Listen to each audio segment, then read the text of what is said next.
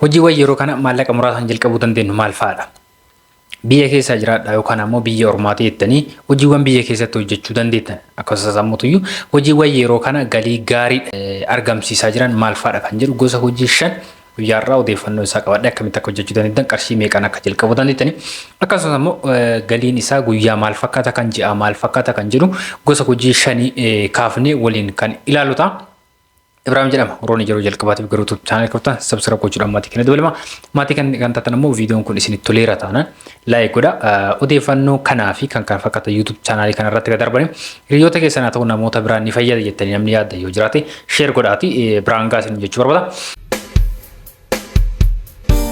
Yeroo hundumaa oomishaalee diizaayinii addaa qabaniin maqaa kan horate Muhammad Furniture ogeeyyota gameeyyii maashinoota ammayyaa waliin michoomsee gammachuu maamilaaf hojjetaa jira. Hagicha yookaan saaloonii keessaniif tibbaaf miidhagina kan gonfachiisan soofaawwan addaa mijaa'ina iddoo hirriibaa keessanii kan dabalu sireewwan babbareedoo Furniture Muhammad irraa buffee minjaala saanduqa dhaabbii akkasumas kitchen kaabineetii qulqullinaan teessuuwwanii fi minjaala biiroo fedhii hojii keessanii dabalan maamiloota keessanis hawwatan filannoo barbaadaniitiin Arabiyaan Majlis haalluuf miidhagina mana keessaniin wal simatan addummaan oomishna maal kana qofa oomisha keenya raabsuuf kan fedha qabdaniif balballi keenya banaadha. Teessoon keenya lakkoofsi 1 Shaashamannee 81 daandii asfaaltii gara duwwaa 1 geessu irra lakkoofsi 2 Shaashamannee 81 daandii asfaaltii gara duwwaa 4 geessu irra lakkoofsi 3 Bishaan Gurraacha iddoo oomishaa guddaa keessa 0911 72 27 82 yookaan 0960 43 49 49 irratti odeeffannoo dabalataaf nuuf bilbilaa. Egaa akkuma jalqabarsiisanii kaasetti guyyaa har'aa akkaataa gaafii keessaniitiin gosa hojii 5 maallaqa muraasaan jalqabuu kan dandeenyu qarshii 250 kaasee amma qarshii 400tiin gosa hojii hojjechuu dandeenyu gosa hojii 5 guyyaa har'aa odeeffannoo isaa guutuusaa qarshii hamma nu gaafata jalqabuudhaaf galiin isaa maal fakkaata kan guyyaa kan ji'a kan jedhu kan isin biraan ga'u ta'a akkaataa hojii isaa akkamitti akka hojjechuu dandeettan maal fa'aa isin barbaachisa kan jedhu odeeffannoo isaa guutuu kan isin biraan ga'u taasisan jechuu barbaada. Akkasumas ammoo biyya keessa namoonni hin jirres biyya ormaati jettanii biyya keessatti hojii isin hojjechuu dandeettanidha. Keessattuu maatii keessaa ta'u nama firaa nama isinitti dhiyoo biyya keessatti waliin hojjechuu nama dandeettan ni qabdan namoonni ta'eefaa hojii baay'ee filatamaadha. Biyya ormaati jettanii isin namoota biyya keessaati waliin hojjechuu hojii dandeettani. Akkasumas ammoo gara biyya namoonni dhufuu barbaadan maallaqa harkaa qabdaniin hojii kana irratti akkam akka hirmaachuu dandeettani kan jedhudha. Ergaan isaa kan of keessa qabu gosoonni hojii guyyaa irraa qabde isin biraan gahuuf yaale horsiisa loonii jalqabarratti horsiisa loonii loon aananii fi loon foonii horsiisuu namoonni barbaadan. Hojii kana viidiyoo darbe tokko keessatti isinii kaasee ture qarshii hammamiin akka jalqabuu dandeettani hojii horii tokko yookaan ammoo 2 barbaadan 3 4 namoonni horsiisuu barbaadan horii aananii jechuudha. Galiin isaa guyyaa maal fakkaata nyaataaf ammoo baasii hammamitti baafna walumaa galatti bittaa isaatiif dabalatee nyaata isaa dabalatee mana isaan keessa galan ijaaruu dabalatee jalqaba irraa kaasee amma xumuraatti baasiiwwan ji'a tokko keessatti akkasumas immoo galii nu ji'atti irraa argachuu dandeenyu guyyaatti irraa argachuu dandeenyu kan jedhu kaasee isin biraan gahee jira. Kanumarra dhaabbattanii ilaaluu ni dandeessan jechuu barbaada. Walumaa galatti gosti hojii kana hojii baay'ee tokko filatamaadha.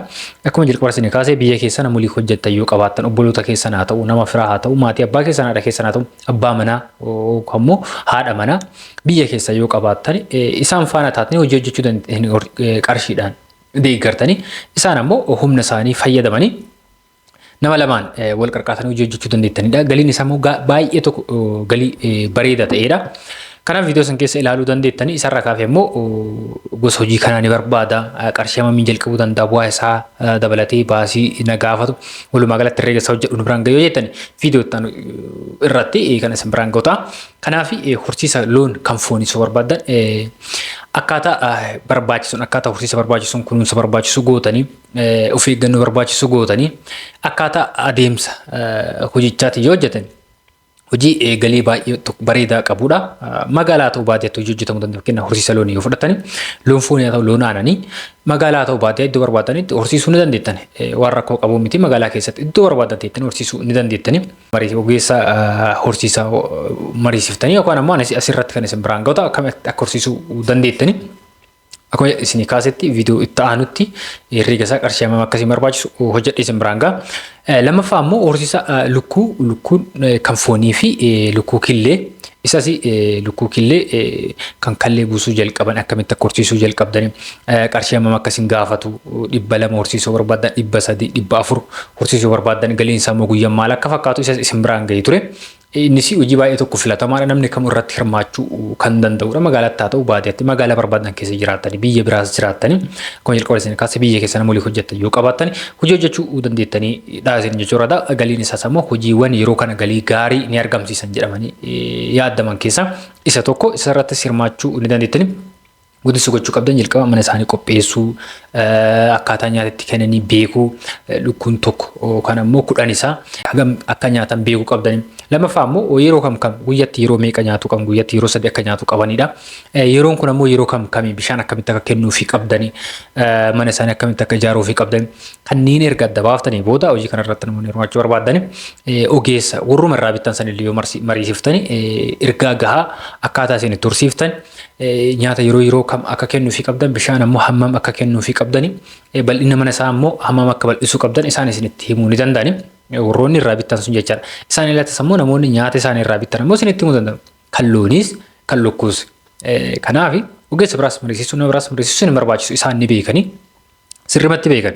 Yoo gaafattan akkamitti horsiisuu qaba lukkuu 100 yookaan lukkuu 50 horsiisuu barbaadde mana hammam badhatu qopheessuufi qaba kaaree hammam mana ta'e qopheessuufi qaba.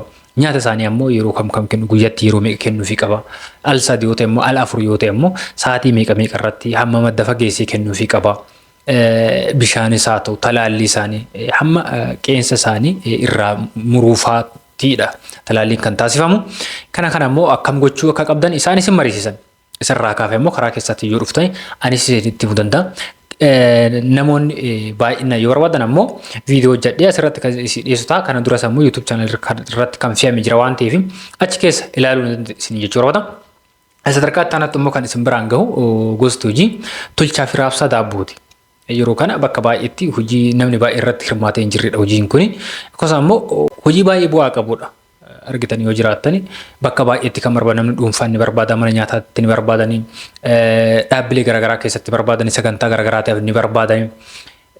Kanaaf raabsuu fi achitti hojjechuu ni dandeessan jechuudha. Wadaa isa kana akkaataan itti hojjetan ammoo maashina qarqaaramtanii akka kana duraa miti waa isa rakkisu miti bukeessuudhaaf illee tolchuudhaafis akka ammoo inni dafee akkasii bukaa gochuudhaafis gosa maashinii sadiitti fayyadamtanii hojjechuu dandeettanii isas hin barbaadu qarshii hamma sanaa hin qabu qarshiin isaa naannoo qarshii 400 akkasitti siqa maashinoota sadan isaa bituu fi sarara kaafee ammoo ogeessumaa fi namoota hojjetanii fi mana kireessuudha waan biraan qabu dispilay fi waan tokko sheelfii duubarratti daabboon keessaa kaa'amu erga tolfamee booda waanuma sanniin qopheessuudha qarshii amma 500tiin mana ajaa'ibaa banuu dandeettanii akkaataan hojii isaa ammoo achittis gurguruu ni dandeettanii ajajaan hojjettanii hoteelota garaagaraa mana nyaataa faarratti sagantaa garaagaraatiif namni isin ajajuu danda'a deemtanii ajajallee fudhachuu hoteela garaagaraa deemtanii dhiyeessiin kennaa kana fakkaataa daabboo akkasii qarshii hammasii isin dhiyeessuu dandeenya akkaataan hojii kennaa kana jechuun qulqullina oomisha keessanii yookaan dhiyeessii keessanii itti himtanii amansiiftanii maamilallee karaa saniin horachuu ni dandeettanii gama hojii isaatti yoo deebine ammoo hojii baay'ee tokko bu'aa qabu ofii kiyyaas waan beekuu fi namoonni natti dhiyoo jiranis namni baay'ee irratti hojii hirmaatee jirudha. Kanaaf isaanis dhaqee akkaataa hojii baay'ee tokko bu'aa hojii qabudha. Kanaaf gosa maashina sadan san keessaas dhiiftanii fakkeenya bukeessuu humna keessanitti qarqaaramuu dandeettanii sarara hojjettootatti qarqaaramuu dandeettanii. Kanaaf isas ammoo namoonni hojii kana irratti hirmaachuu barbaadan yoo jiraate yeroo itti aanutti ammoo iddoo maashinni itti gurguramu dhaqee isinii gaafadhee gatii isaa sadan isaayyuu viidiyoo kan waraabee isinii dhiyeessuta jalqabuudhaafis qarshiin isaa qarshii hammam akkasiin barbaachisu akka odeeffadhetti qarshii 400 hamma qarshii 500tiin mana bareeda banuu dandeettanii sarara kafee immoo maashina sadan keessaa tokkotti qarqaaramtan yookaan ammoo lamatti qarqaaramtanii sachirraaf immoo humna keessan kan bilcheessu qofatti illee qarqaaramuu dandeettu sachirraaf immoo humna keessan fayyadamuu dandeettu namoonni akkasitti hojjechuu barbaadan immoo naannoo qarshii 350 akkas yoo qophisa isin ni ga'a. Guututti jalqaba kaasee ammoo xumura hamma hojjettoota isaa mana kireessuudhaaf ta'ee akkaataa hojii isaa galiin isaa ammoo maal fakkaata kan jedhu viidiyoo raabee akkaataa gaafii keessaniitiin ni barbaadda yoo ta'e isin biraan kan ga'uta isin jechuu barbaada. Isatti aansee gosti hojii biraa ammoo mana gurgurtaa fi oomisha meeshaalee ijaarsaati. Yeroo kana biyya keenya keessatti biyyattiin ijaarsa irratti baay'inaan kan hirmaataa jirtu. Namni yeroo kana mana ijaarrachuun barbaanne hin jiru. Biyyuma keessatti illee magaalaa hunda keessatti ijaarsi baay'ee tokko baay'ata. Kanaaf meeshaaleen ijaarsaas gatiin isaa yeroo yerootti dabalaa deema. Daldala isaa irratti illee yoo hirmaattan baay'ee tokko hojii bu'a qabeessa. Iddoo kamitti illee bante nama sirraa bitu argachuu dandeetta. Kanaaf hojii kan irratti hirmaatta hojii baay'ee tokko bu'aa qabu isiniin jechuu barbaada. Oomisha meeshaalee ijaarsaa yoo jedhamu daawwitiin dhufargaan balbalaa jira, sibiilli balbalaa jira. Wantoota akkasiin sun nammoo oomisha jedhama. Kanaaf meeshaalee akkasii irratti illee yoo hirmaattan mana hojii sibiilaa jechuudha. Mana hojii sibiilaa irratti hirmaattan hojii baay'ee tokko bu'aa qabudha.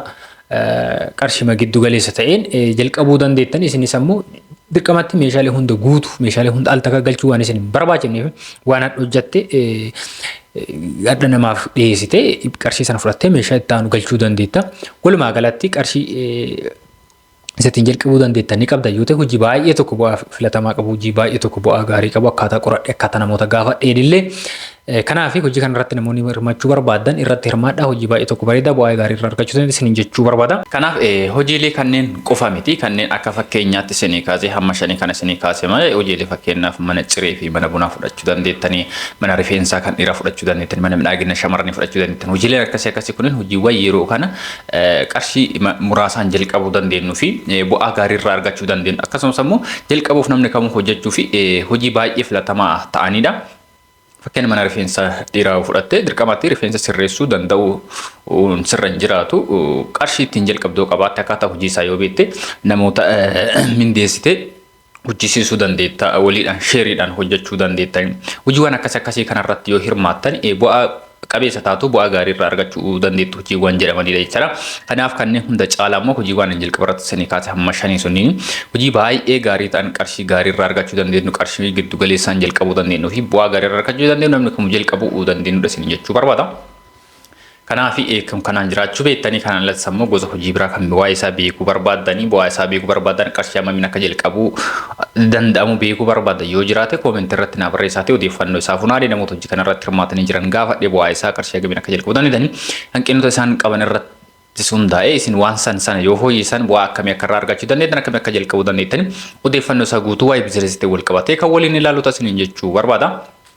Isa kanaan alatti immoo akkuma jalqaba isinii kaase hojiiwwan ammas biraan gahee ture kanniini gatii isaa kan immoo qarshii hammamiin akka jalqabuu dandeettanii bu'aan isaa immoo guyyatti ji'atti maal fakkaata nama meeqa waliin yookaan immoo nama meeqa mindeessitanii hojjechuu akka dandeettan walumaa galatti odeeffannoo waa'ee isaa guutuu yeroo itti aanutti viidiyoo waraabee kan isin biraan gahu isin jechuu barbaada.